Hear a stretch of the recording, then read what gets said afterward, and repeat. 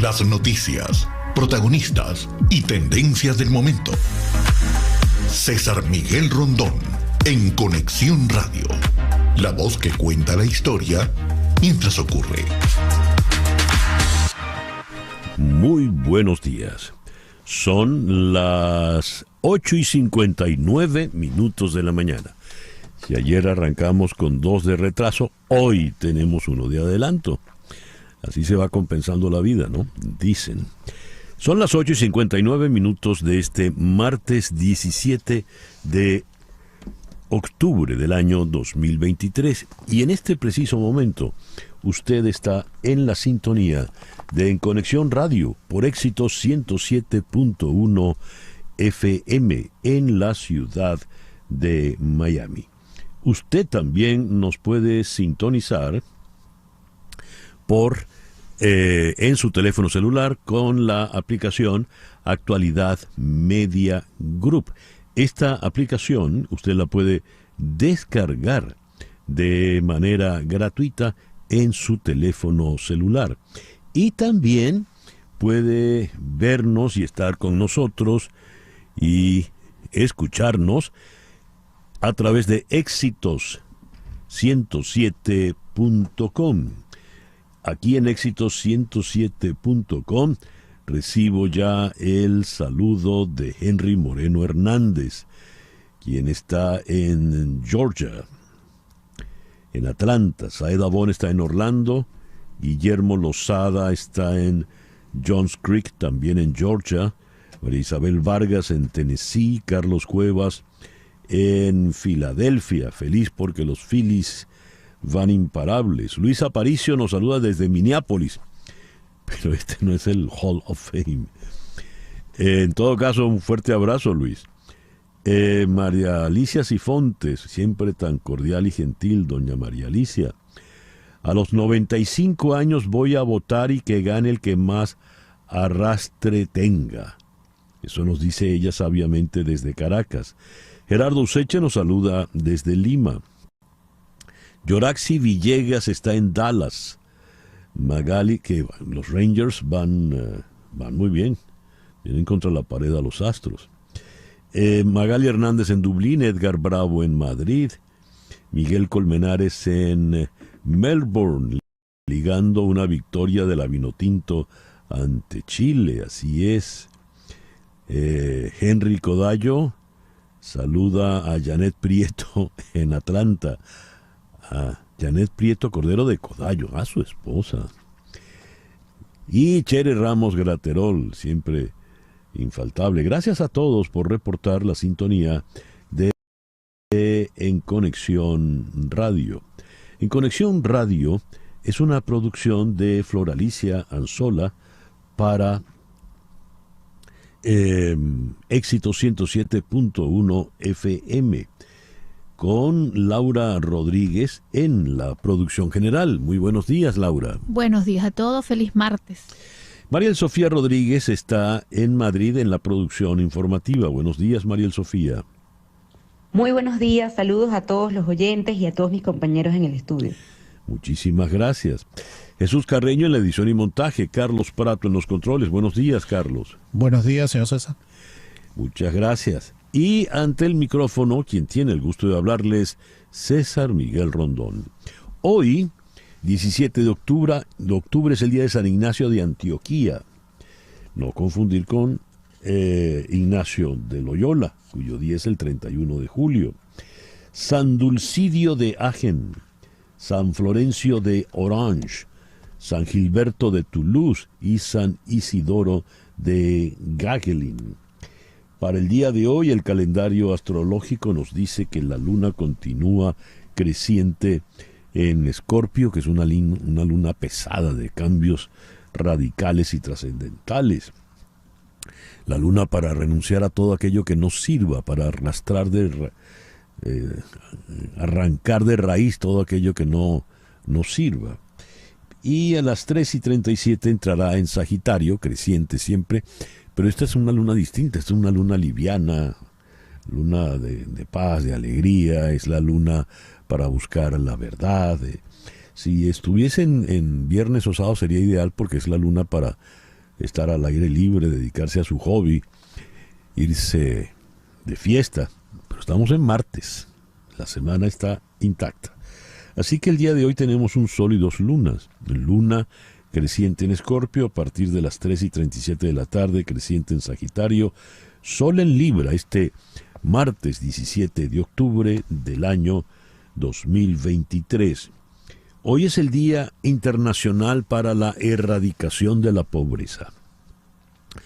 1 de cada 10 personas de las regiones en desarrollo viven con menos de $1.90 al día, que es la cantidad establecida internacionalmente como el umbral de la pobreza, y muchos carecen de acceso a alimentos, agua potable y saneamiento adecuados. Según los datos del Programa de Naciones Unidas para el Desarrollo, PNUD, el 17 de octubre se celebra el Día Internacional para la Erradicación de la Pobreza con el reto de alcanzar el primer objetivo de desarrollo sostenible, que es nada menos que poner fin a la pobreza en todas sus formas y en todo el mundo. Hoy también es el Día Mundial contra el Dolor. El objetivo es mejorar la calidad de vida de las personas que padecen en algún momento de sus vidas. La Organización Mundial de la Salud estableció, junto a la Federación Europea del Dolor, esta fecha como el Día Mundial contra el Dolor. Nuestra agenda para el día de hoy la vamos a iniciar en Toronto con el doctor Ángel Álvarez. Con el politólogo Ángel Álvarez vamos a analizar la reanudación hoy de las conversaciones entre el régimen de Maduro y la plataforma unitaria de Venezuela, con la facilitación de el Reino de Noruega. Arrancan no en México, arrancan en Barbados. En Israel vamos a conversar con Romina Schwalb. Romina tiene en estos momentos a 4 familiares secuestrados en Gaza. Vamos a escuchar su testimonio. En Israel también está Celia Mendoza. Celia, nuestra reportera favorita, pues, que está en todas partes, Nueva York, Washington, Miami, ahora está en Israel y nos interesa mucho el testimonio de la experiencia que ha vivido allá. En Santiago de Chile vamos a conversar con Marcos Garzón Martínez, quien es el coordinador general del Comité Local de las Primarias. 65.459 venezolanos están inscritos para votar en las primarias allá en Chile. En Sevilla vamos a conversar con Antonio Moreno Fernández, Polito, bailador, es la nueva cara del flamenco español y estará de visita aquí en Miami con su show Lucha, en inglés Fight. Y nuestro foro del día de hoy lo vamos a dedicar al Mossad. ¿Qué es el Mossad? El servicio de inteligencia de Israel. ¿Y por qué, es lo que se estima, falló un servicio de inteligencia tan infalible como el Mossad, para muchos el mejor del mundo? ¿Cómo es que falló con los ataques desde el 7 de octubre? Tendremos para esto a Eric Fratini, quien está en Madrid, fue corresponsal en el Medio Oriente durante muchos años y es experto precisamente en los temas del Mossad. Gustavo Díaz Matei, también en Madrid, fue antiguo gestor de inteligencia de ISEX allá en España. Esa va a ser nuestra agenda para el día de hoy. Y cuando reparamos en las efemérides de este 17 de octubre, tenemos que el 17 de octubre de 1888, Thomas Alva Edison patenta lo que definió como el fonógrafo óptico, es decir, la primera película. En 1912 fabricó el primer Cadillac. En 1915 nació Arthur Miller, uno de los dramaturgos más destacados de la primera mitad del siglo XX en los Estados Unidos, aunque más de uno lo recuerda en realidad porque fue esposo en algún momento de Marilyn Monroe. Y ya que hablamos de actrices, en 1918 nació la gran Rita Hayworth. Llegó a ser una diva, la máxima diva de la década de los años 40 ya en Hollywood. En 1918 se conforma lo que llegaría a ser Yugoslavia.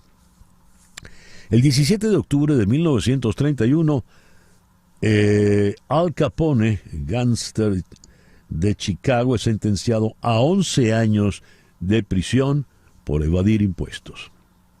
Recomiendo ver la película de Brian De Palma, Los Intocables, donde Robert De Niro, hace una extraordinaria interpretación de Al Capone. El 17 de octubre de 1933 escapa de Alemania Albert Einstein. Llega a Estados Unidos, donde viviría el resto de su vida en condición de refugiado. Llegó a dar clases directamente en Princeton. El 17 de octubre de 1967 murió Puyi, el emperador Xuantong. Fue el último emperador de China y él es el personaje que inspira esa maravillosa película de Bernardo Bertolucci, El último emperador, que en su momento arrasó en la entrega de los premios Oscars. El 17 de octubre de 1979, la Madre Teresa de Calcuta recibió el Premio Nobel de la Paz. Y el 17 de octubre de 1849, con apenas 39 años de edad, falleció lo que hoy, con el lente de hoy, hablan de una de las primeras superestrellas de la música, el polaco Frédéric Chopin. El 17 de octubre de 1912 nació, voy a buscar su nombre completo, porque así fue como ella se le presentó a Agustín Lara. Y el maestro le dijo, no, con ese nombre usted no puede llegar a ningún lado. Antonia del Carmen Peregrino Álvarez. Y entonces él le dijo a esta señora de Veracruz, usted de ahora en adelante será Toña la Negra. 17 de octubre de 1933 nace Janine Deckers. Janine Deckers era monja y le llamaban, ella nació en Bélgica, y le llamaban Sor Sonrisa, y se hizo muy popular cantando Dominique. Ese tema se hizo popularísimo en los años 60. En Venezuela recuerdo que, no precisamente Monjil, Mirla Castellanos grabó su versión de Dominique. El editorial con César Miguel Rondón. Cuando reparábamos en las efemérides del día de hoy, destacamos el detalle de que hoy es el Día Internacional para la Erradicación de la Pobreza.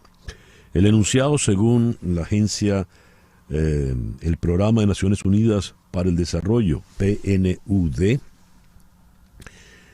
destaca lo siguiente: 1 de cada 10 personas de las regiones en desarrollo viven con menos de $1.90 al día, que es la cantidad establecida internacionalmente como el umbral de la pobreza, y muchos carecen de acceso a alimentos, agua potable y saneamiento adecuados, según el PNUD. Por eso, el objetivo es lograr el desarrollo sostenible. Desarrollo sostenible es nada menos que poner fin a la pobreza en todas sus formas y en todo el mundo. El mundo es muy ancho, como decía Ciro Alegría, es ancho y ajeno, y vamos a centrarnos entonces, solo a efectos de este breve comentario, en el caso venezolano. Esto está publicado al 15 de octubre de este año. A partir de la crisis de inflación y escasez, Venezuela registró un aumento considerable en la población en estado de pobreza desde 2014. Agregado a ello, la crisis del COVID empeoró la situación de los venezolanos. En 2022, si bien hubo una ligera mejora, todavía algo más de 8 de cada 10 venezolanos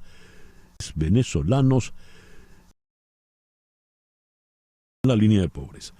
8 de cada 10. 81,5% de la población vive en estado de pobreza. Y si reparamos en los datos en COVID, pues la situación es realmente terrible. Leo aquí la alta y persistente inflación que mantiene Venezuela desde hace años es la principal razón por la que aparece en los primeros puestos del índice de miseria. El índice de miseria, un estudio desarrollado por el economista Arthur Okun, con base en indicadores de inflación, pobreza y empleo, proyecta a Venezuela como la segunda economía más miserable de América Latina, no, del mundo. Venezuela, sin embargo, no es nueva en esta lista. De hecho, lideró por 6 años seguidos hasta el 2021, cuando la nación entonces fue superada por su emulada Cuba. La inflación alta y persistente que se mantiene en Venezuela desde hace años es la principal razón por la que Venezuela aparece en estos lugares tan lamentables. De manera que es el día para la erradicación de la pobreza y un día en el que Venezuela no aparece por ningún rincón. Porque la pobreza no se ha erradicado. Es decir, no porque Venezuela superó la pobreza. No. Son las 9:18 de la mañana. Estados Unidos, sí.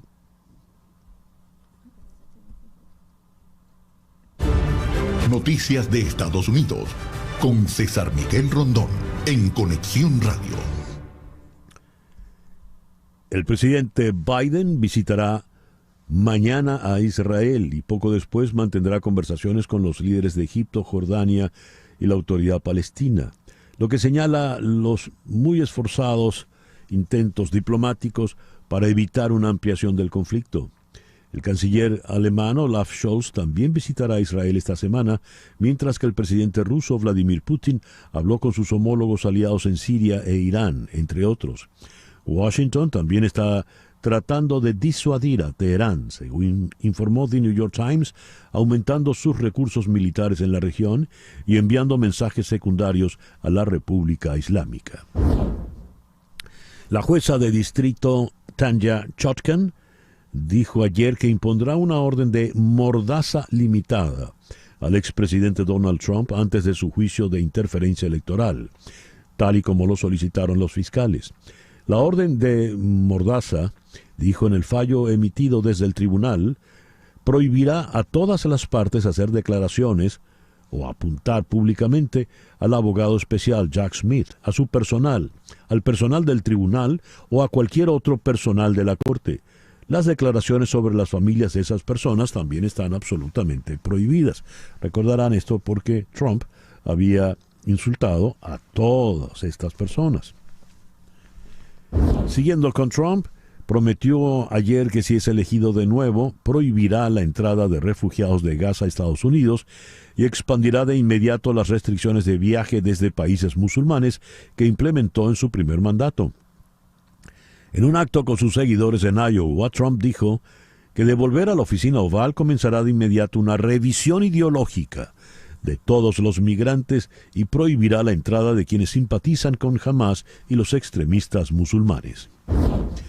Los republicanos de la Cámara de Representantes se reunieron en el Capitolio anoche y allí algunos legisladores criticaron a Jim Jordan, el republicano de Ohio, candidato a presidir la Cámara, y otros menos lo respaldaron. Jordan pronunció un discurso entusiasta diciendo que es hora de que el Congreso se ponga a trabajar. Los republicanos de la Cámara de Representantes tienen una mayoría mínima. Si Jordan pierde solo 5 de los 221 republicanos, se le negará el mazo. Los amigos y aliados de Jordan han señalado que está dispuesto a realizar múltiples votaciones para superar cualquier oposición. 9:21 de la mañana, una pequeña pausa Y ya regresamos con las noticias de Venezuela, América Latina y el mundo. Esto es En Conexión Radio por Éxito 107.1 FM en Miami. Continuamos en breve con César Miguel Rondón en Conexión Radio por Éxitos 107.1 FM. Estamos en Conexión Radio con César Miguel Rondón. Son las 9:24 de la mañana. Contratar los servicios de un abogado de inmigración es un asunto serio porque establecerse en Estados Unidos requiere de trámites que debes transitar solo con abogados con mucha experiencia y conocimiento. Y ese es el caso de las abogadas de Canero Fadul Immigration, especialistas en visas de inmigración laboral, familiar, humanitarias, entre tantas otras. Ellas suman más de 55 años de experiencia, asesorando desde la solicitud de la visa hasta la obtención de la residencia y posterior ciudadanía. Si necesitas asesoría para inmigrar y establecerte en Estados Unidos, llama al 844-8MIGRAR. 844-8MIGRAR, que equivale a 844-864-4727. Di que llamas de mi parte y la primera consulta será gratis. También puedes escribir a inmigraya@canerofadul.com. Canero Fadul Immigration, reputación, confiabilidad y efectividad. Lo que ocurre en Venezuela con César Miguel Rondón en Conexión Radio. El gobierno y la oposición de Venezuela anunciaron que retomarán el proceso de negociación política poco después de un acuerdo de Washington con el gobierno de Maduro, pese a que no lo reconoce formalmente como presidente. Las partes informaron en un comunicado su decisión de retomar el proceso de diálogo y negociación facilitado por Noruega con el objetivo de llegar a un acuerdo político. Cita textual: la reunión es hoy en Barbados. Maduro dijo: estamos en las puertas de acuerdos beneficiosos para el país. Serán muy beneficiosos para las venideras elecciones porque sencillamente activamos y reactivamos las garantías electorales que nuestra Constitución, nuestras leyes y nuestro Consejo Nacional Electoral da. Fin de la cita. Vamos a Toronto. Allí está el doctor en Ciencias Políticas, Ángel Álvarez. Ángel, muy buenos días. Muchas gracias por atendernos. ¿Tienes el mute, Ángel, por favor, si lo quitas? A ver, no, todavía. Ahora sí. Ahora sí, perfecto. Ahora sí. Muchas gracias, Ángel, por acompañarnos. Me gustaría, en primer lugar, buenos días.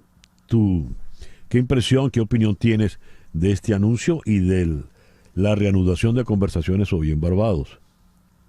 Sí, yo creo que para el gobierno es indispensable llegar a unos acuerdos con los Estados Unidos que pasan por reconocer la posibilidad de que algunos sectores de la oposición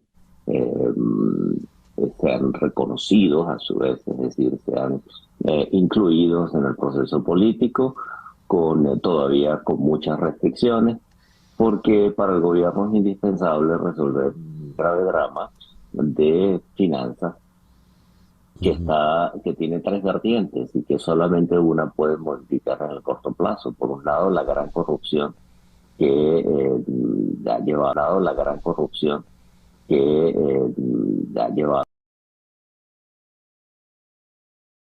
por miembros de su equipo de gobierno. En segundo lugar, por la gran ineficacia de las políticas económicas del gobierno en términos de creación de riqueza. Y finalmente por las sanciones, que son el elemento tal vez con menos incidencia, pero alguna incidencia tienen también. Y es el único en el cual, digamos, pueden tener algún efecto mediante las negociaciones con los Estados Unidos. Los Estados Unidos a su vez le conviene obviamente mantener su posesión, su control de algunas áreas de la industria petrolera venezolana y ampliarlas para el futuro y mejorar las relaciones comerciales con Venezuela también, un ambiente tan convulso, no solamente por la guerra de Ucrania, pero ahora también por la guerra en la Franja de Gaza. Y hay una enorme cantidad de factores pues, que hacen favorable para los Estados Unidos y para el gobierno de Maduro llegar a acuerdos, y eso pasa por reconocer a algunos sectores de la oposición venezolana como legítimos. El gran problema que tiene la oposición y que tiene también todo este proceso de diálogo es que hacer con un hecho irrefutable, que es que en las primarias ha avanzado como una opción prácticamente indiscutida en este momento, según muchas encuestas, la candidatura de María Corina Machado. Van a quitar la inhabilitación a María Corina Machado.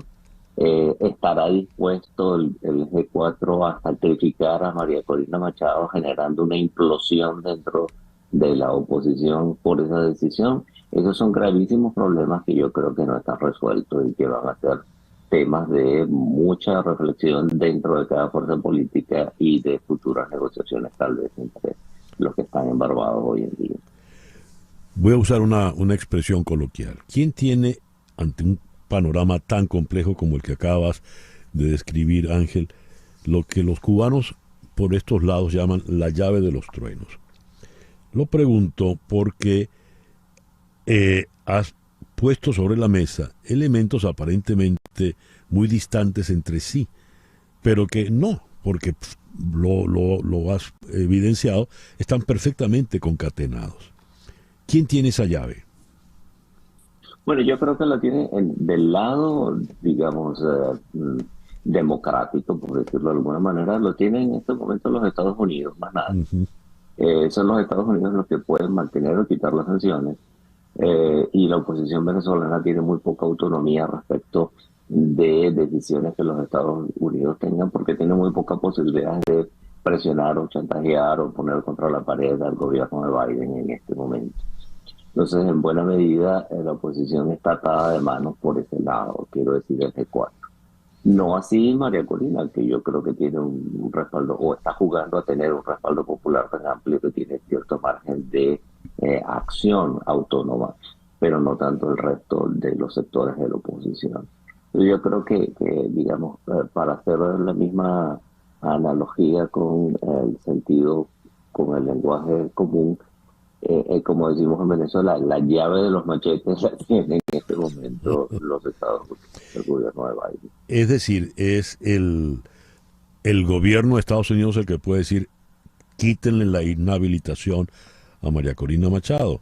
Porque dibujo este escenario, Ángel, a manera de ejemplo o de hipótesis. Gana María Corina la primaria, como corresponde, va a lanzarse a ser la candidata opositora, independientemente de que vengan otros de la oposición, que venga Rosales, este o el otro, pero ella tendría el gran aval. Y si está inhabilitada, pues eso va a ser un choque. Es una provocación inmensa, que muy riesgosa. Absolutamente sí. Absolutamente sí, abriría la puerta a un escenario de confrontación, incluso con escalamiento de conflictos en la calle, tal vez. Ya. Y yo creo que el gobierno Maduro no quiere eso, y evidentemente eso bloquearía cualquier posibilidad de acuerdo con los Estados Unidos, porque los Estados Unidos no va a avalar una situación de represión masiva por más intereses económicos que tenga en Venezuela, porque tampoco está desesperado por el petróleo venezolano. Lo quiere, pero no está desesperado, no es que está angustiado por eso. Entonces, yo creo que sí, los Estados Unidos es el único que puede decir supriman la inhabilitación de María Corina Machado. Ahora, que el gobierno lo haga es otro asunto, porque el costo es muy alto. Es decir, no se trata de inhabilitar a cualquier candidato, es decir, sería más económico desde el punto de vista político para el gobierno quitarle la inhabilitación a Enrique Capriles, por ejemplo. Y la razón principal por la que es muy costoso para el gobierno es porque el discurso de María Corina, no sabemos cómo serían sus políticas si gobernara, pero el discurso de María Corina es sumamente genera muchísima incertidumbre, desconfianza y temor para el gobierno, porque difícilmente si mantiene ese discurso, María Corina podría realizar políticas de entendimiento, de liberalización progresiva, de respeto de ciertos... le costaría mucho tragar grueso y hacerse la vista gorda frente a quienes han sido para ella sus enemigos, ya no solamente adversarios políticos, sino enemigos existenciales. Entonces, ¿puede el gobierno aceptar que sea candidato y gobierne un candidato cuya alternativa, la única alternativa que le ofrece es irse del país o prisión? Porque estrictamente María Corina ha dicho eso. Si María Corina no está dispuesta en el discurso, no sé en la práctica, insisto, una vez que ganase las elecciones sería otra la historia. Pero el discurso político es clave porque anticipa, da señales, y la señal que está recibiendo el gobierno de María Corina Machado, el gobierno de Maduro y sus seguidores, es que si María Corina Machado fuese la presidenta, ellos tendrían muy poco margen de sobrevivencia política. Entonces es muy difícil esa decisión que está en manos de los dueños de la llave de la caja de los machetes, que es los Estados Unidos. Ángel, muchas gracias por estos minutos en la mañana de hoy. Gracias, vicepresidente. Ángel Álvarez, politólogo venezolano desde Toronto, 9:36 de la mañana. Lo que pasa en Latinoamérica, en Conexión Radio. El gobierno de Colombia y el Estado Mayor Central, la principal disidencia de la antigua guerrilla de la FARC, anunciaron que a partir de hoy hay un cese al fuego bilateral que se prolongará hasta el 15 de enero de 2024. Y siguiendo en Colombia, el ministro de Exteriores colombiano Álvaro Leiva instó a Gali Dagan, el embajador de Israel en Bogotá, a salir del país. La historia de la diplomacia universal consignará como hito la patanería insensata del embajador de Israel en Colombia para con Gustavo Petro. Vergüenza, mínimo pedir excusas e irse. Eso escribió en un tuit el señor Leiva, también muy poco diplomático. Solo quedan 5 días para que los argentinos vayan a las urnas a elegir al nuevo presidente, y desde el oficialismo se preparan para una semana intensa en la que el objetivo central será conseguir los votos necesarios para ganar en primera vuelta o al menos entrar en el balotaje con el libertario Javier Milei, a quien Massa eligió como el candidato a confrontar en este sprint final. Hoy es el cierre de campaña en la provincia de Buenos Aires y en el escenario de la cancha de Arsenal en Sarandí. Los protagonistas serán los candidatos a presidente Sergio Massa y a gobernador Axel Kicillof. No estará la vicepresidenta Cristina Fernández de Kirchner y tampoco el presidente Alberto Fernández. 9:37. Las noticias del otro lado del mundo, en Conexión Radio. Ayer fue la sesión inaugural de invierno del Parlamento israelí, la Knesset, con la intervención del presidente Amir Ohana, el presidente de Israel Isaac Herzog y el primer ministro Benjamín Netanyahu. Además estuvo el líder de la oposición Yair Lapid. El Jerusalem Post informa que las sirenas interrumpieron el proceso en 2 ocasiones. Según informes de medios israelíes, la Cámara fue evacuada menos de 1 hora después de que se disparara una andanada de cohetes desde Gaza hacia Jerusalén y Tel Aviv. Naciones Unidas confirmó que las fuerzas aéreas israelíes han seguido atacando el sur de la franja de Gaza, concretamente la localidad de Jan Yunis, entre otras zonas, a pesar de haber ordenado a los civiles que se desplazaran a esa parte del enclave palestino, a donde han llegado más de 600.000 personas en los últimos días. Los intensos bombardeos de las fuerzas israelíes han continuado desde el aire, el mar y tierra, dijo la Agencia de Naciones Unidas para los Refugiados Palestinos. Al menos 71 personas murieron en las últimas horas y decenas resultaron heridas por los bombardeos israelíes en Rafah y Jan Yunis, según la agencia de noticias palestina Wafa. El director de la Oficina de la Organización Mundial de la Salud para el Mediterráneo Oriental, Ahmed Al-Mandahari, aseguró que la ayuda humanitaria de Naciones Unidas lleva más de 72 horas lista en Egipto a la espera de ser distribuida a la franja de Gaza, y pidió el acceso al enclave para lo que falta tan solo la autorización de Israel. Hemos pedido reiteradamente el acceso de la ayuda humanitaria a la Franja de Gaza a través del paso fronterizo de Rafah desde Egipto, donde nuestros suministros, que se necesitan con urgencia, llevan más de 72 horas listos y a la espera de ser distribuidos. Es una cita textual.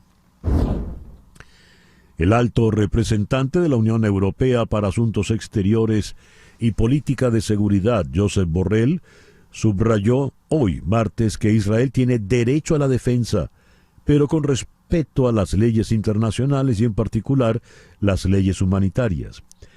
También la guerra tiene sus leyes y eso es lo que hoy los líderes europeos van a reafirmar con el comunicado que ya ha sido trabajado entre ellos, dijo textualmente Josep Borrell. El embajador de Israel en Corea del Sur cree que el grupo Hamas está utilizando armas norcoreanas para atacar a Israel, aun cuando Pyongyang ha negado que las acusaciones que han surgido en esa línea sean infundadas. Akiva Tor, el embajador de Israel en Corea del Sur desde el 2020, dijo al servicio coreano de noticias desde Seúl que los militantes de Hamas están utilizando armas fabricadas por Corea del Norte. El reloj indica 9:41 de la mañana, una pequeña pausa y ya regresamos en Conexión Radio por Éxitos 107.1 FM. En un momento regresamos con César Miguel Rondón en Conexión Radio por Éxitos 107.1 FM. Sintonizas a César Miguel Rondón en Conexión Radio por Éxitos 107.1 FM. Y a las 9:42 de la mañana es hora ya de hacer contacto con Hani Martínez Ward. Hani, muy buenos días, ¿cómo estás? Muy buenos días, ¿cómo estás? Feliz martes para todos y como siempre estamos aquí, tu abogada de accidente para ayudarte desde la escena. En nuestras oficinas, las oficinas de Hani Martínez Ward, tenemos más de 150 empleados dedicados al área de accidente y por eso es que la compañía de seguro no juega con nosotros. La compañía de seguro sabe que si no nos da lo que le pertenece al cliente, lo que es justo por la ley, pues entonces los vamos a demandar en corte hasta obtener los resultados. ¿Pero cuáles son esos resultados? Bueno, el cliente tiene derecho a obtener compensación monetaria dependiendo de las lesiones que tenga y dependiendo del seguro de la persona culpable.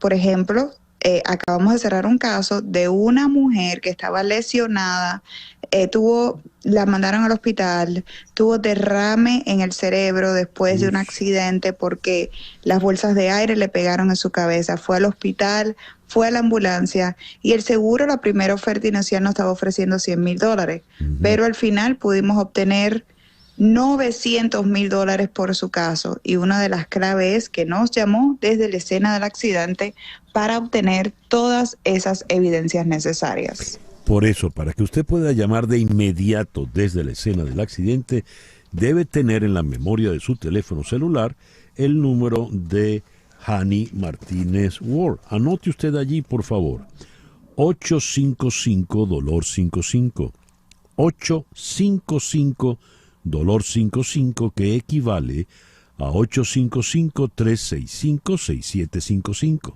Le repito, 855-365-6755. No pierda tiempo llamando a la abuelita que debe estar muy nerviosa. Tampoco pierda tiempo llamando al seguro. Llame directamente a Hani Martínez Ward. ¿Es así, Hani? Exactamente, no pierda tiempo. ¿Por qué? Porque los resultados son los que cuentan. Si usted va a Google, tenemos más de 2,000 reviews de 5 estrellas. Si usted ve los testimonios en mi Instagram, en mi Facebook, va a ver testimonios de clientes reales que han pasado por nuestras oficinas y han estado contentos. Y bueno, los resultados es lo que vale. Así es. Y para que tenga usted los resultados que merece, llame. Le repito, 855-DOLOR55. 855-DOLOR55, que equivale a 855-365-6755. ¿Algo más, Hani? ¿Hani? Se nos fue Hani. Eso es todo, estamos aquí 24/7. Recuerde que solamente tiene 14 días para hacer un reclamo. No pierda tiempo, llame de inmediato. Muchísimas gracias, Hani. Muchas gracias. Hani Martínez Ward, tu abogada de accidentes. 9:46. Y ahora vamos a Israel. En la línea telefónica tenemos a Romina Schwalb. Espero haber pronunciado bien o más o menos el apellido. El caso es que Romina tiene a 4 familiares secuestrados en este momento en Gaza. Romina, buenos días, muy buenas tardes por allá. Hola, buenas tardes. Romina, cuéntanos tu caso. ¿Quiénes están en este momento en Gaza? Suponemos que están en Gaza, eso es lo que queremos pensar. Está mi hermana Karina, que recién salió de la enfermedad de cáncer. Uh-huh.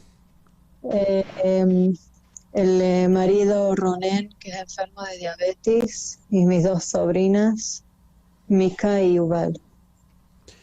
Estamos hablando de 2 niñas prácticamente ellas, ¿verdad?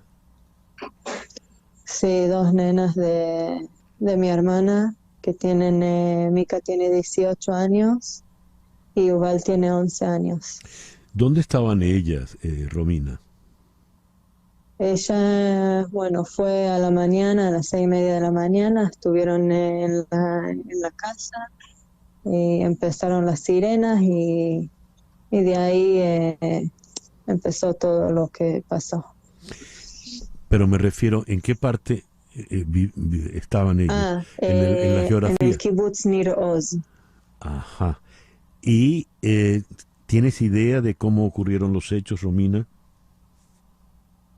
Sé que entraron todos los terroristas, también hasta acá, hasta donde yo vivo, pudieron llegar. Uh-huh. Entraron a las casas, quemaron, mataron, rompieron, secuestraron, todo lo que pudieron hacer, hicieron. ¿Dónde estás tú? ¿Dónde vives tú, Romina? Yo vivo en Ofakim, que es como 20 minutos del kibbutz Nir Oz, donde vive mi hermana. Llegaron entonces también a donde tú estás. ¿Qué hiciste cuando llegaron al frente de mi casa? ¿Y qué hiciste cuando llegaron? No tenía mucho que hacer. Entramos a la pieza que es como un refugio. Estuvimos ahí hasta que nos dijeron que podemos salir. Ya. Tuve que cerrar toda la casa, entrar a los perros, todo, estar sin luz, sin aire acondicionado para que no escuchen.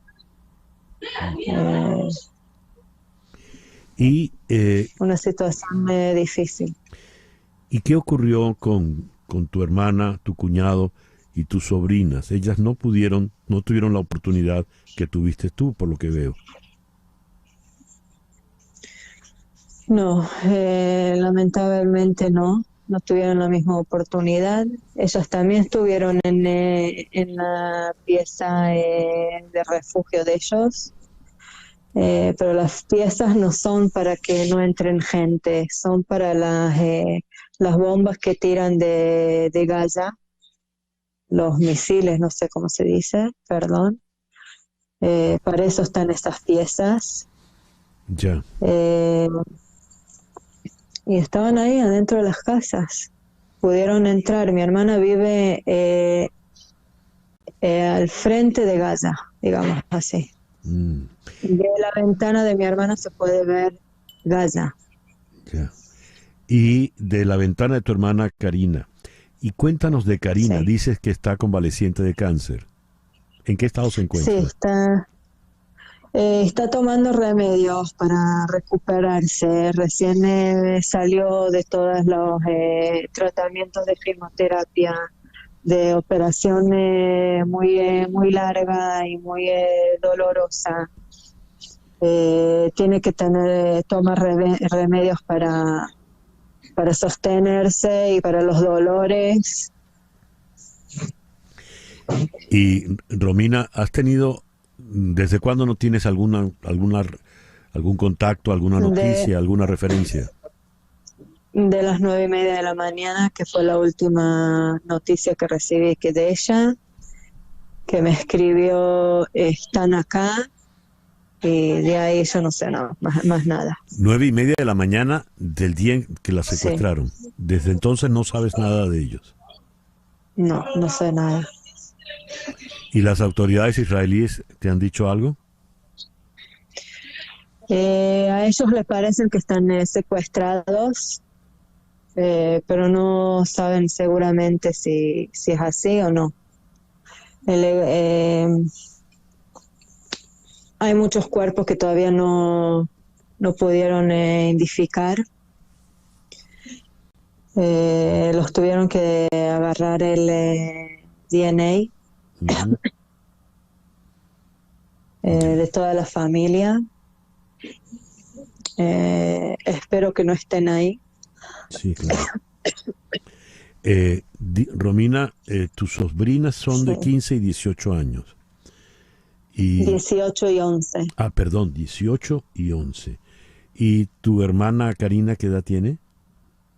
51 y el marido 54. Gente muy joven, Dios. Romina, gracias por darnos tu testimonio. Entendemos perfectamente el estado de angustia. Gracias a ustedes por escuchar. Por favor, estamos a la orden y cualquier novedad, cualquier información que quieras transmitir, difundir, nuestros micrófonos están a tu disposición. Muchísimas gracias. A ti. Romina, ¿repites el sitio desde donde estás? ¿Yo a dónde vivo? Sí. En Ofakim. Ofakim. Ofakim. Eso está cerca de Gaza. Está 20 minutos del kibutz, digamos 40 minutos de Gaza, algo así. Okay. Gracias, Romina. Y cuídate mucho. Romina Shval, gracias. Quien tiene a su hermana, su cuñado y sus sobrinas secuestrados en Gaza. 9:54 de la mañana. Las noticias de este momento en Conexión Radio. Le hago el quite a Flor Alicia y leo lo siguiente. Un equipo de científicos propone una nueva explicación para algunos casos de COVID prolongado, basándose en sus hallazgos de que los niveles de serotonina eran más bajos en personas con esta afección compleja. En su estudio publicado ayer en la revista Cell, investigadores de la Universidad de Pensilvania sugieren que la reducción de la serotonina es provocada por restos del virus que permanecen en el intestino. La serotonina agotada podría explicar especialmente los problemas de memoria y algunos síntomas neurológicos y cognitivos del COVID prolongado, según afirman. Los investigadores analizaron la sangre de 58 pacientes que habían experimentado COVID prolongado entre 3 y 22 meses desde su infección. Esos resultados se compararon con análisis de sangre de 30 personas sin síntomas post-COVID y 60 pacientes que se encontraban en la etapa temprana y aguda de la infección por coronavirus. Mayan Levy, autora principal y profesora asistente de microbiología en la Facultad de Medicina Perelman, dijo que los niveles de serotonina y otros metabolitos se alteraron inmediatamente después de una infección por coronavirus, algo que también ocurre inmediatamente después de otras infecciones virales. Pero en las personas con COVID prolongado, la serotonina fue la única molécula importante que no se recuperó a los niveles previos a la infección, según dijo. Estamos tratando de hacer contacto con Celia Mendoza. Celia está convertida súbitamente en reportera de guerra. La hemos visto con casco, chaleco antibalas, y en lugar de un arma larga lo que tiene es un largo bastón para poder cargar su teléfono, desde el cual está transmitiendo con audio y video. Pero quizá por las circunstancias en las que estamos, por las que están viviendo ellos allá en Jerusalén y Gaza, Laura no logra en este momento contactarla. Es importante volver sobre la noticia fundamental. Biden está tratando de viajar mañana, va a viajar mañana a Israel, y se va a reunir también con altos líderes de la región, no solo israelíes, sino también va incluso a hablar con el presidente de la Autoridad Palestina, Mahmoud Abbas.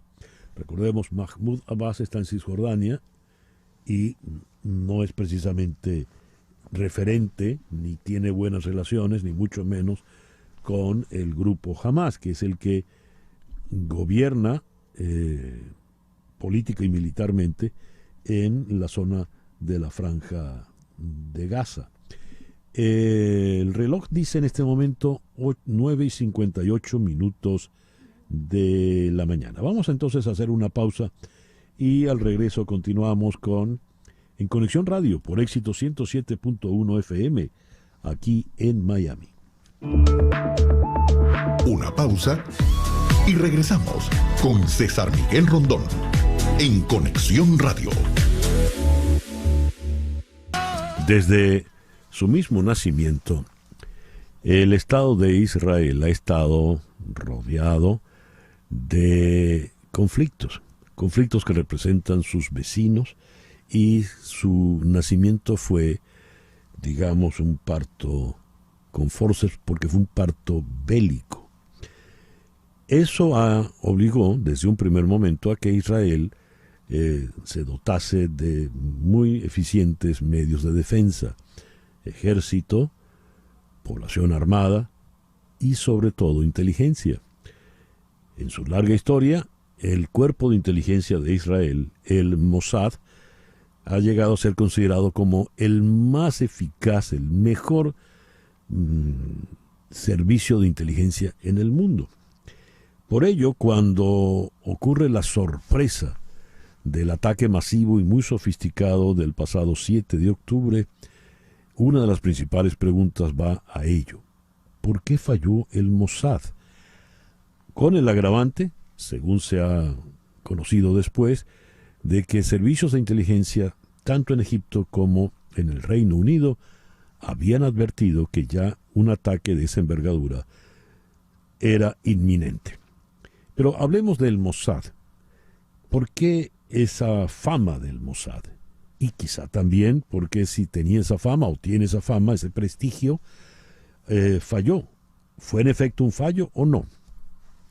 Hemos convocado para este foro de esta mañana a dos conocedores de la materia.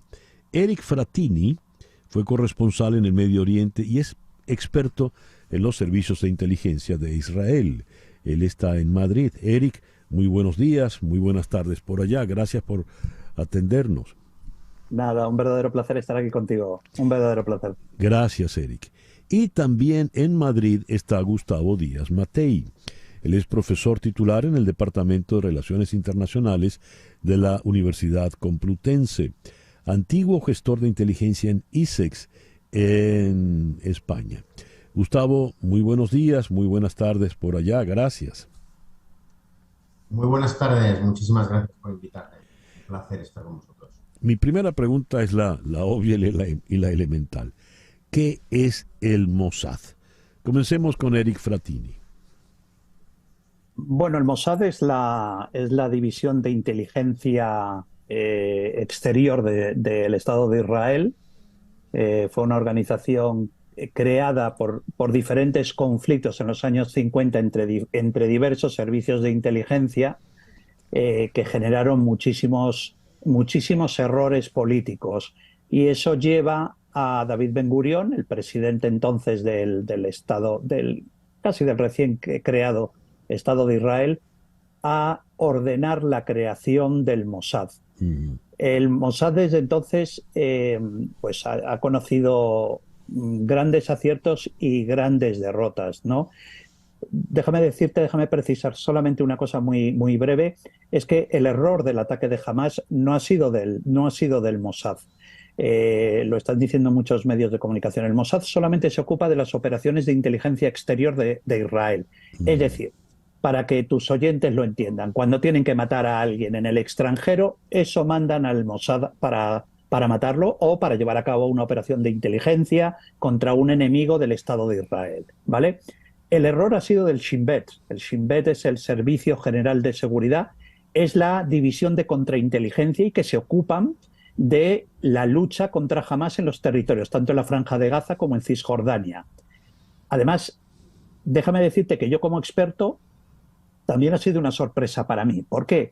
Porque el director general del Shin Bet es un tipo, yo lo conozco bien, a Ronen Bar. Ronen Bar es un hombre que antes era el director de operaciones del Shin Bet, pero mucho antes, él con lo que gana sus galones para llegar a ser director general del Shin Bet, es como director del Departamento 13. El Departamento 13 es la unidad más sensible de la contrainteligencia israelí, porque son los que se ocupan de la guerra, si se puede decir así, de la guerra de inteligencia de los infiltrados, de la unidad de infiltrados israelíes en la Franja de Gaza. Eso sí que es lo sorprendente de cómo pueden haber no tanto pillado, si se permíteme la expresión, con los pantalones bajados a la inteligencia israelí como sí a Ronen Bar. No lo entiendo, la verdad. Ya.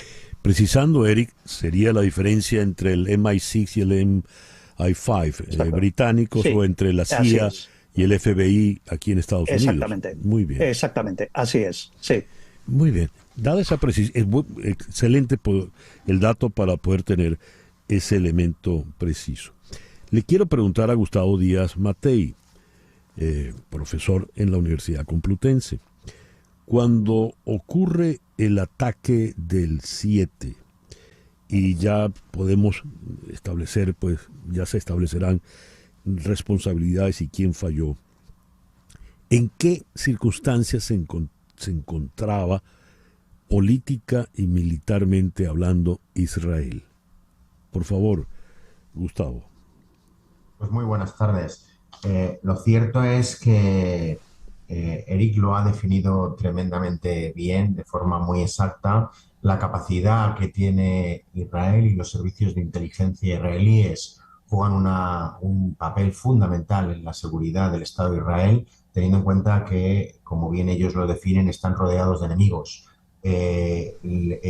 A día de hoy, o antes del ataque, de este ataque que podía ser considerado, como bien ha dicho Eric, una sorpresa estratégica, nunca antes había Israel sufrido un ataque por tierra, mar y aire de estas características y, por lo tanto, tanto el Shin Bet como el Mossad, como el propio Amán, la inteligencia militar, se encontraban en una situación de otro escenario, en otro escenario donde el Mossad estaba monitorizando las relaciones entre Hamás e Irán, o incluso con el propio Qatar, y donde el propio Shin Bet estaba intentando contemporizar a través de otro tipo de incentivos la propia situación de Hamás. ¿Eso qué quiere decir? Que el gobierno de Benjamín Netanyahu, un gobierno, pues podríamos decir, de los halcones de Israel, sí, estaba en una situación distinta, que no se esperaba en este ataque. Yo creo que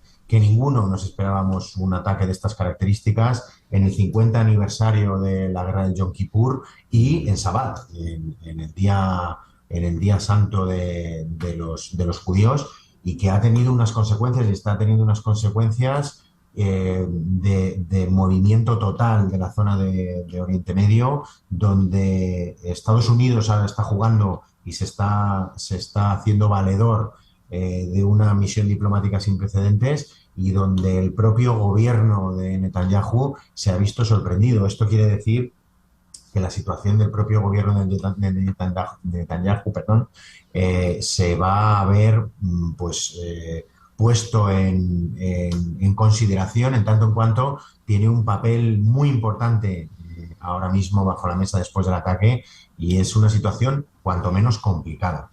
Ya.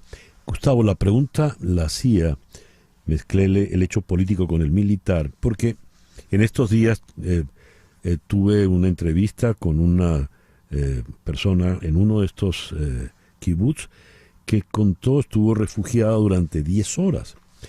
Y resulta inadmisible que el ejército israelí, que suele estar preparado, entrenado para toda eventualidad, haya tardado 10 horas en llegar a un sitio que es crucial, porque está fronterizo con Gaza.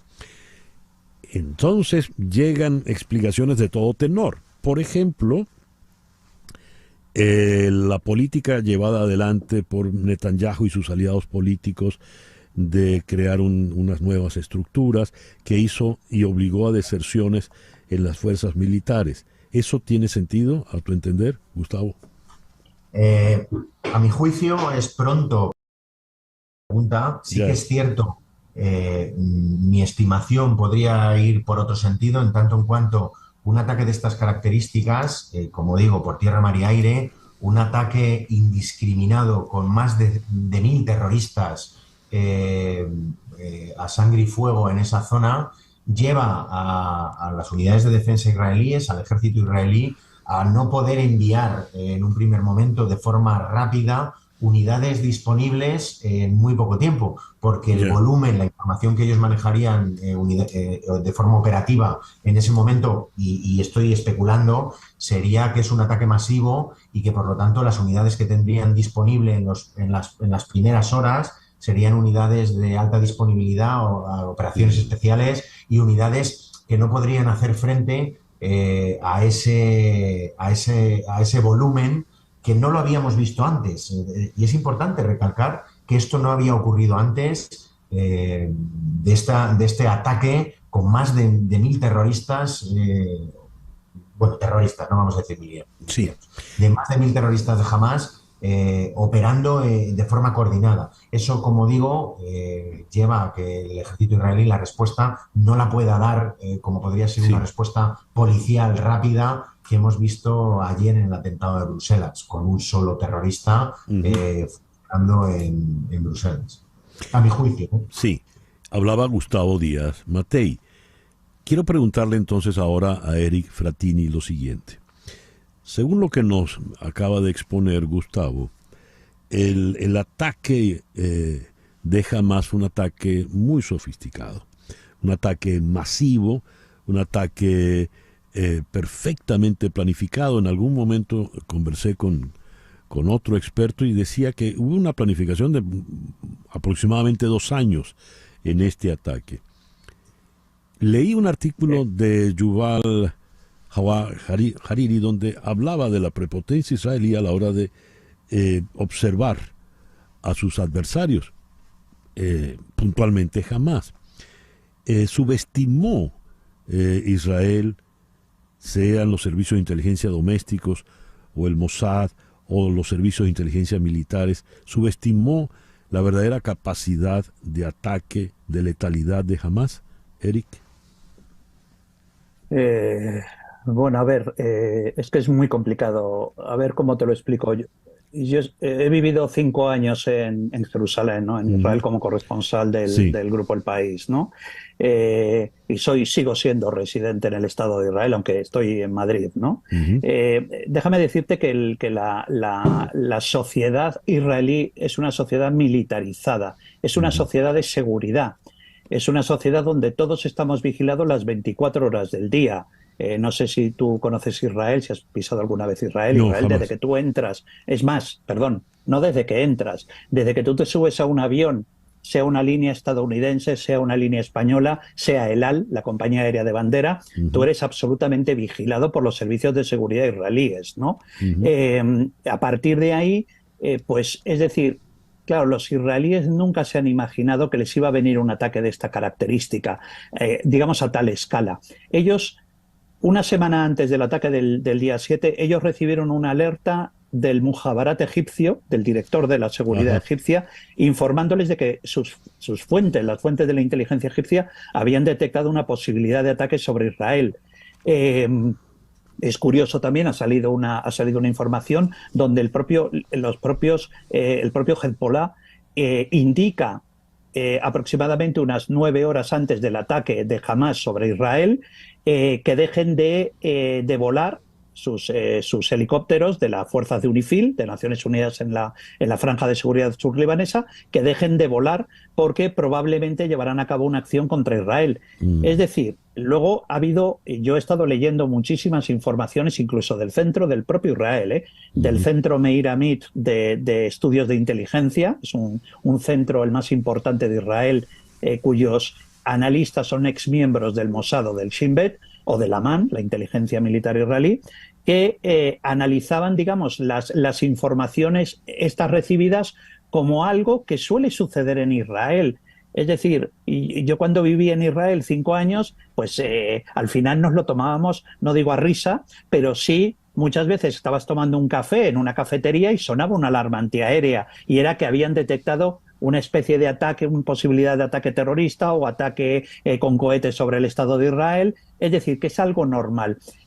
Que hayan subestimado, mira, se ha llegado a decir, y no lo sé, yo conozco muy bien la Franja de Gaza, conozco Nuseirat, conozco el campo de Jabalia, conozco el campo de Rafia, por donde está intentando huir la gente de la Franja de Gaza, lo conozco muy bien, conozco incluso la ciudad de Gaza, y la conozco muy bien, es un laberinto, ¿vale?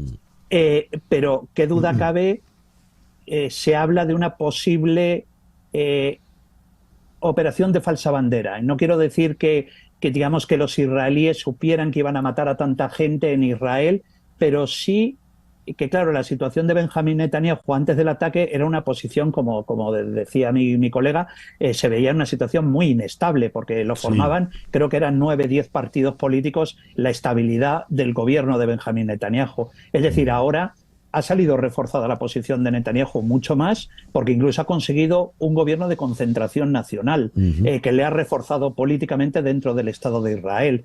Otra cosa es cómo le va a afectar, que también te lo puede decir Gustavo, cómo le va a afectar la posibilidad que la Franja de Gaza se convierta para el ejército israelí en lo que se convirtió en la guerra del Líbano, que todos conocemos, de cómo le salió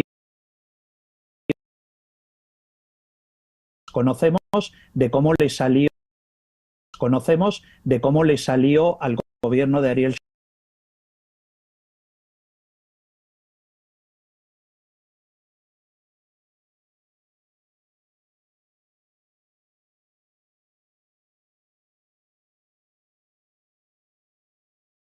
Mencionaste en tu primera intervención la gestión diplomática muy esforzada que está llevando adelante Estados Unidos.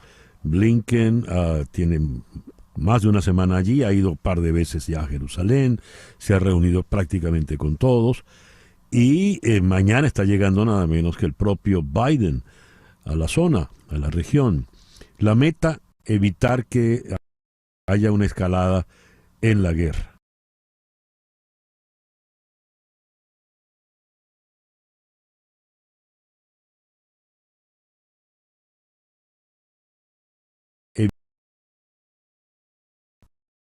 Evitar que haya una escalada.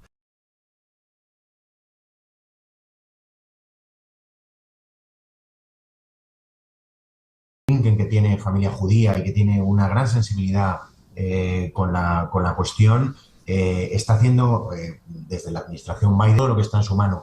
Netanyahu tiene una situación muy complicada, muy complicada, y se debate ahora mismo entre la fuerza militar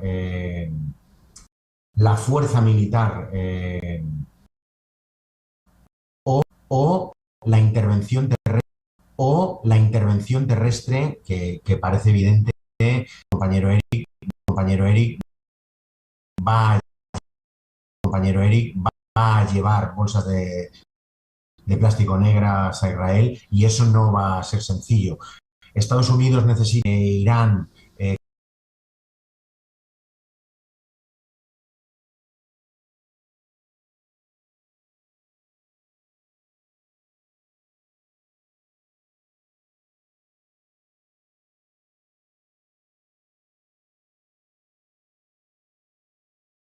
que va a significar muchísimas bajas o más bajas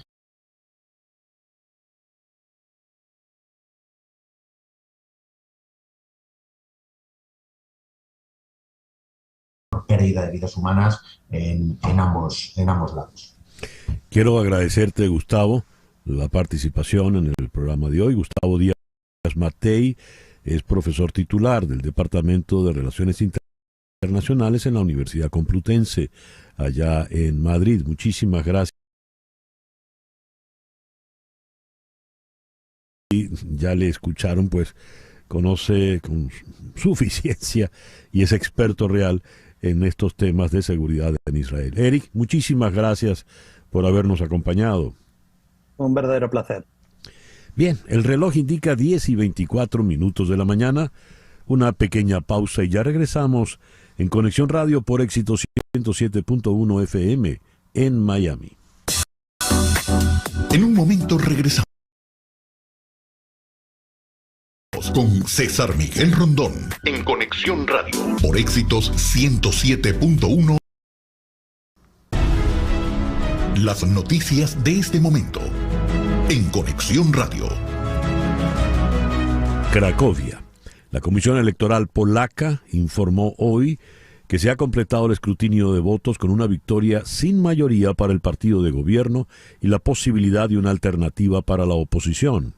Según los datos, el partido gubernamental PIS, Justicia y Ley, obtuvo el 35,38% de los apoyos, la opositora Plataforma Cívica 30,70% y la coalición centrista Tercera Vía 14,40% de los votos.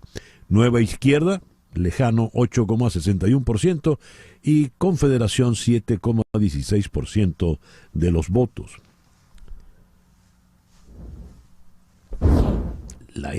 En la India, la Corte Suprema se negó a pronunciarse sobre la legalización del matrimonio entre personas del mismo sexo, diciendo que es una cuestión que corresponde al Parlamento, una medida que permite que los límites actuales del país se mantengan en el futuro previsible. India despenalizó la homosexualidad en 2018, pero aún no ha extendido los derechos matrimoniales a la comunidad LGBTQ.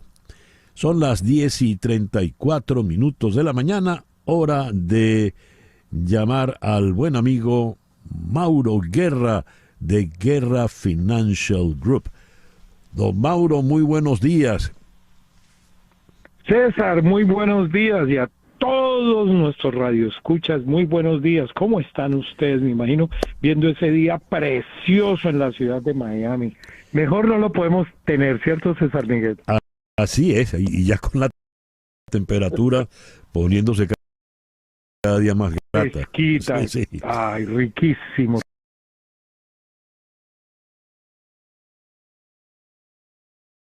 Cosas buenas. ¿Cómo pueden los propietarios de empresas diversificar su cartera de jubilación para mitigar los riesgos asociados con el desempeño de su negocio y qué opciones de inversión son las más adecuadas para la planificación de la jubilación a largo plazo? Wow. Óigame, bien inspirado que estás. Entonces, venga, yo les doy la respuesta. Yo se las doy en cortas palabras. Usted puede ahorrarse, escuchen, 30% en su negocio y 30% personal. Guarda dinero en la compañía, crea un plan de retiro en su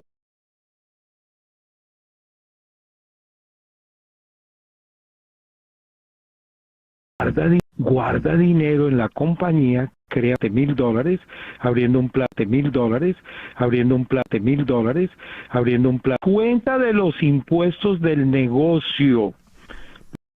la deducción del negocio, baja los impuestos del negocio, y no dije por 7,000. Hay planes de retiro que usted los abre con 30, 40 mil dólares, no importa, se crea, se busca la herramienta, se evita pagar los impuestos de ese dinero a la compañía, y adivine qué, ese dinero pasa al dueño del negocio, en este caso, y no tiene que pagar impuestos, lo difiere en los impuestos hacia el futuro, es decir, se quitó el 30% que le tocaba pagar de impuestos obligatoriamente en el negocio, ahora se los pasó a sí mismo y tampoco tuvo que pagar.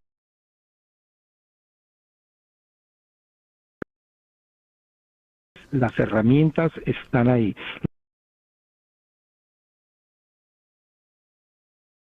Y no tenga el dinero adecuado para poder vivir, usted ahí va a decir, mire, negocios usualmente se manejan grandes cantidades de dinero, entonces así mismo le vienen y le dicen tienes que pagar 18 mil dólares de taxes, entonces usted dice, venga, yo tomo una deducción extra abriendo un plan de retiro y quita esos 18 que se los iba a pagar al tío San, se los paga a sí mismo y ya tiene resuelto 20 cosas y tiene la platica para el lado suyo. Ay, César Miguel, hay tantas cosas buenas que se pueden hacer, pero a veces no las vemos. ¿Cuánto tiempo llevaría hacer esa operación tal como la has descrito, Mauro? Se nos cayó la llamada con Mauro Guerra, el fundador de Mauro Guerra Group, el asesor financiero, y hablando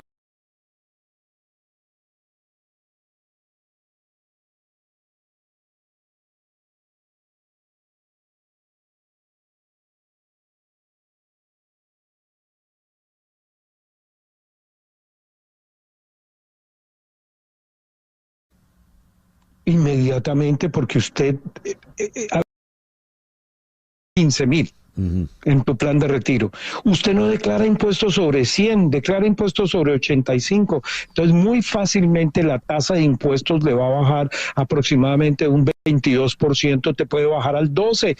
Te eliminaste el 10% de impuestos y arriba de eso no lo tienes que ir a pagar. Entonces, una persona simplemente averiguando de qué manera se puede economizar impuestos en su negocio, se los va a ahorrar también sí mismo. Son cosas sencillas, pero es simplemente tener un poquito de conocimiento, César Miguel. Ya. ¿Qué debe hacer entonces la persona? Por supuesto, llamarte de inmediato, Mauro, ¿verdad? Claro que sí. Nosotros no nos dedicamos a hacer los impuestos, César Miguel, planificamos finanzas. La gente me dice, pero yo le voy a dar el dinero a usted. No, nosotros el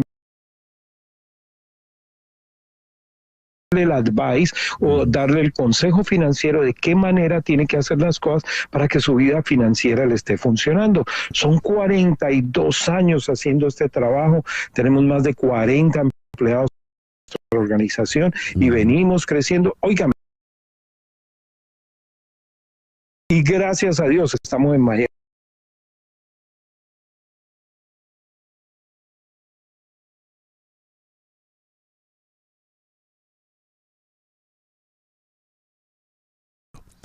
(305-777-10). Recuerde que el 7 es el número de la buena suerte.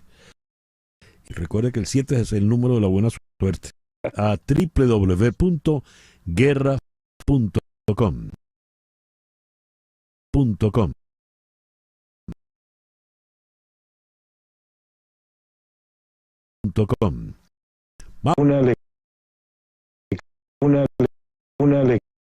Una lección muy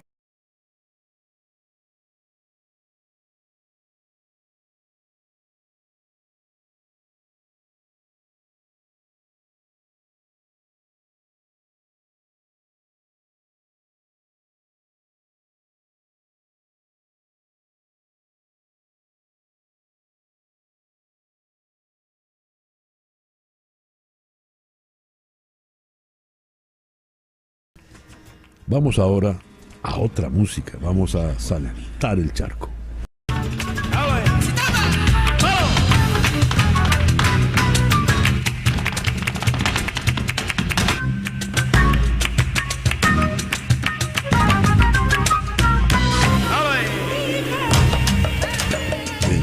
tuiteo que están escuchando es de Antonio Moreno Fernández, conocido como Polito. Polito está en este momento en Sevilla, pero ya pronto va a cruzar el charco para llegar aquí a Miami. Polito, muy buenos días, muy buenas tardes por allá. Gracias por acompañarnos en el programa de hoy. Tienes que quitarle el mute, Polito, no te estoy escuchando. A ver.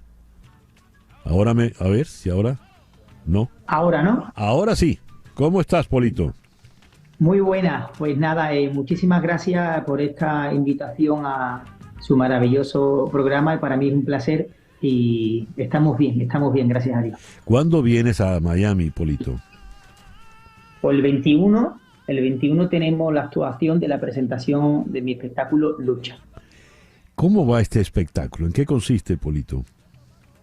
Pues mira, esto es un espectáculo que consiste en toda mi carrera, ¿no? El trabajo que he hecho durante toda mi vida. He hecho un recorrido de toda mi vivencia artística y lo he querido plasmar de la mejor manera en el espectáculo Lucha. Muy bien.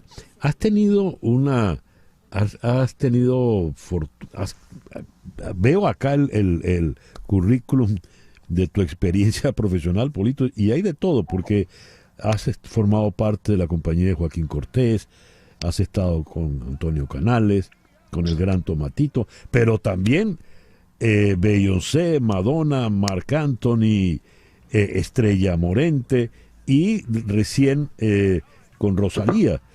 Caramba, es una variedad, es un abanico muy amplio de artistas con los que has trabajado, Polito. Pues sí, he tenido la suerte de trabajar con todos estos fenómenos y genios desde bien pequeñito y para mí ha sido una experiencia inolvidable, ¿no? Porque trabajar con artistas de la talla de ellos, pues la verdad que me han enseñado mucho. La verdad que ha sido una magnífica experiencia. Excelente. Entonces vas a estar acá el próximo sábado 21. En el Miami-Dade County Auditorium a las 8 de la noche. El espectáculo se llama Lucha y en inglés Lucha. Fight. Fight. Así es, muy bien. Invita.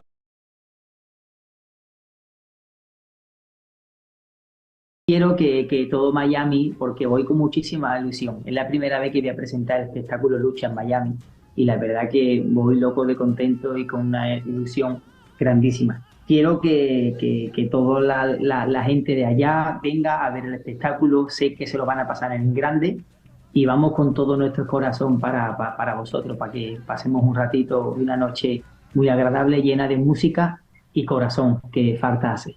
Muy bien, muy bien. Falta que hace bastante. Dice Polito que viene loco de contento, casi como el jibarito de Rafael Hernández. Excelente, Polito.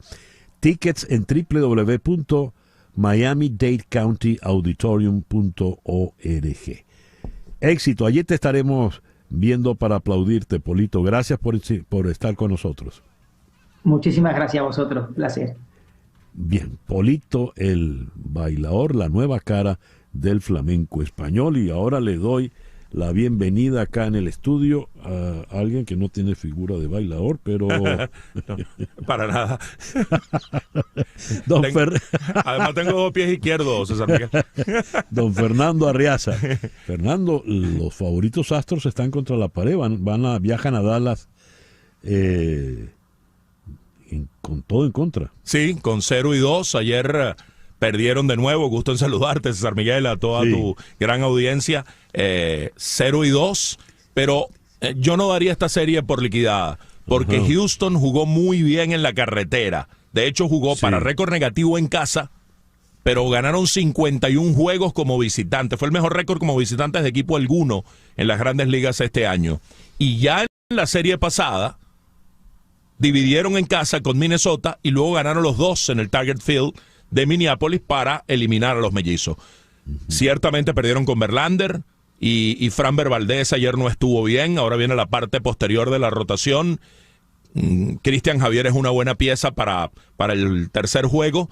Tendrán que enfrentar a Max Scherzer, que de alguna manera un Scherzer al 80%, que es lo que yo presumo debe estar, es un buen Max Scherzer. Un pitcher de esta categoría al 80% sigue siendo un gran pitcher, pero está reapareciendo, no lanza desde el 12 de septiembre tras esa lesión en el hombro. Yo no daría esta serie por liquidada. Muy bien. ¿Y los Phillies son incontenibles? A mí me parece que los Phillies están para grandes cosas este año. Han venido construyendo algo especial, incluso desde el año pasado. Llegaron con una suerte de convicción a la postemporada. Ya le ganaron a Atlanta 2 años seguidos, el mejor equipo del béisbol. Este año los eliminaron en 4 juegos.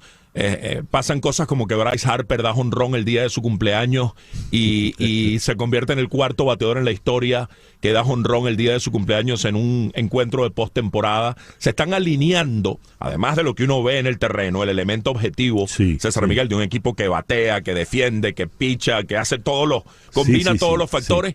Hay como una aureola, algo especial en torno a Filadelfia este año. Sí, tienen el duende, diría García Lorca, ¿no? Que no le gustaba el béisbol. Digo yo. A ver, entonces en la americana vamos a esperar mañana y las cosas pueden cambiar. Y esta noche entonces los Phillies siguen de favoritos. Me parece que sí, con Aaron Nola. Ha venido lanzando muy bien en esta postemporada. Merrill Kelly, el abridor de los D-backs, es un pitcher incierto. A mí no me genera demasiada confianza como lanzador. Luego viene la parte posterior de la rotación de Arizona, que es muy débil. No tienen a un tercer abridor, mientras que Filadelfia tiene a Ranger Suárez, el zurdo venezolano, que se ha mostrado como un pitcher de competencia. Entonces, el juego de hoy lo veo de nuevo a favor de Filadelfia, y mirando en perspectiva la serie, pues mucho más por la parte de atrás de la rotación de Arizona, que es débil, y que Filadelfia tiene a Suárez y como número 4 a Tajan Walker o Christopher Sánchez, o la dupla para afrontar un juego número 4. Creo que es claro favorito Filadelfia. Don Fernando, muchas gracias por venir acá al estudio. En breve ya lo tendrán aquí con Daniel Chapela en el Expreso Deportivo. Y me voy con mis 2 pies izquierdos.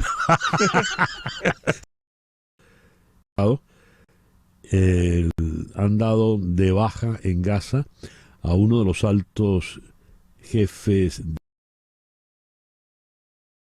Ahora se me saltó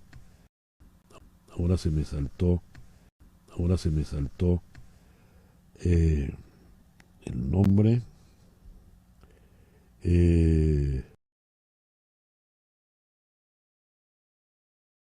Encuentro. Bueno, en fin, ya ahorita voy de este individuo. Y esto cuando la cacería se extiende.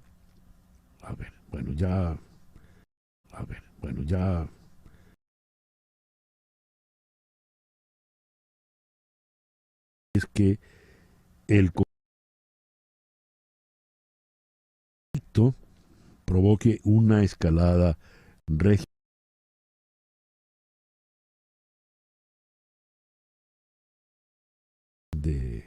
de Madrid. Bien, el reloj indica 10:56 de la mañana.